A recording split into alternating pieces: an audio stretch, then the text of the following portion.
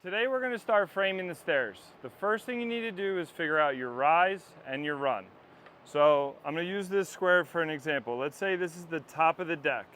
What we need to do is measure from the top here straight out to where our stairs are going to be and measure down. That is going to be our rise. In our case, it's 56 inches. So what we need to do is find out what's divisible by that, and that will give us our rise. In our case, it's 56 inches. So we can either do 7 steps, 8-inch risers, or we could do 8-inch steps, 7-inch risers. Me personally, I like going on the lower side of risers. You don't really want to go straight to the top of code. So what we're going to do is we're going to do 8 steps, 7 inches high. Now we need to find our run. So to find your run is really easy. So most commonly you'll see 2 deck boards, just like this. They're 5.5, 5.5 to give you a total 11 inches, all right? So then you also want to have an overhang. So typically that's 1 inch. So what you want to do is subtract 1 inch, and that will give you what you're actually cutting out, which in this case is 10 inches. So what we're going to do is we're going to get a little bit fancy. We're going to use a 5.5, and then we're going to use a 7.25. I like a little bit of a wider tread. So now this complicates things just slightly. So over here, if we do 2 of these, like I said, it gives us 11 inches. Subtract your overhang, so that gives you 10 inches. So out of your 2x12, you would cut 10 inches off. With the 5.5 and the 7.25, with your 3/16 spacing, it comes just under 13 inches, like 12 and 15/16.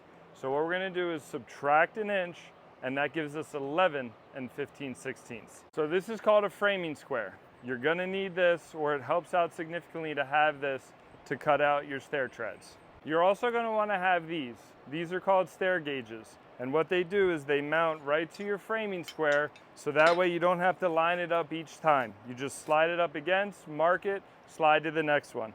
I'm using Squid Jig. He was nice enough to make these for me with my custom logo right here and right here. Be sure to check them out. So when marking these, I like using the outside. So right here, as you can see, all those numbers. So we're gonna put this right on the 7. So when you put these on, you obviously wanna put them on after the measurement. So as you can see, I have it here and here.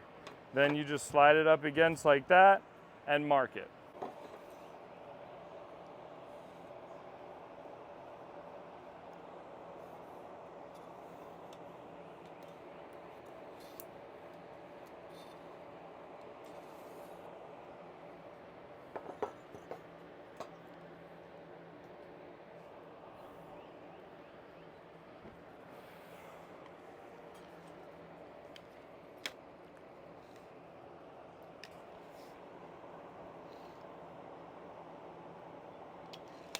All right, I just wanted to double check. Now that that's good, go straight down.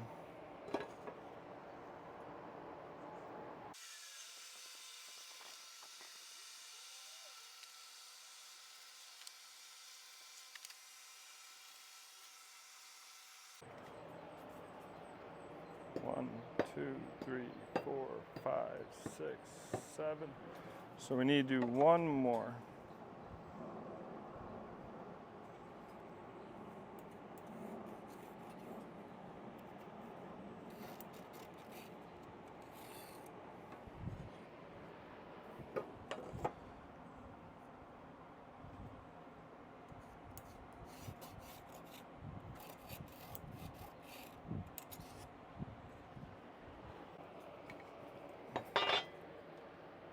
All right, now that you have all this marked out, what we're gonna do is this is our first step. So because we're going from the deck down to, in this case, concrete, we wanna take off the thickness of the board, which is 1 inch. So typically, all these are 7 inches. We wanna make this bottom one 6 inches.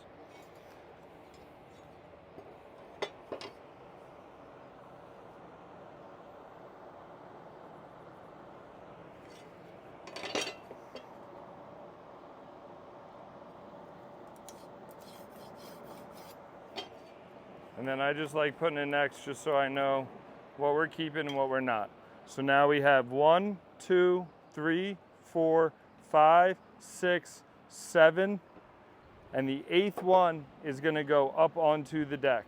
So we're gonna basically draw a line right here and cut all that off. One thing that I forgot to mention was, in our case, we use 2x on the front of the steps. So we take 1.5 inches off the back.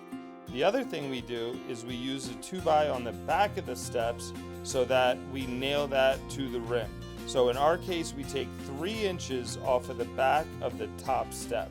So you take 1 inch off the bottom step and 3 inches, if you build it the way we build it, off of the back of the top step. I apologize for not getting that on video.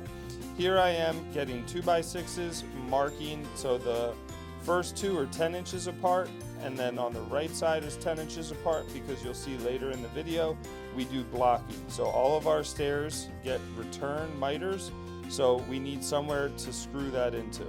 So here I am installing 2x6s. I forgot to order an extra one, so I cut 2 in half, and that is what the third one down is. Now you can see we're installing the blocking. All it is flat blocking, so we use the scraps from the 2x12 and nail it into the left and right side. Then you can see one of the guys coming back around with tape to prevent any future rot. If you like this video, be sure to like and subscribe. Be sure to follow along for part 3 when we start finishing this deck in Pergola.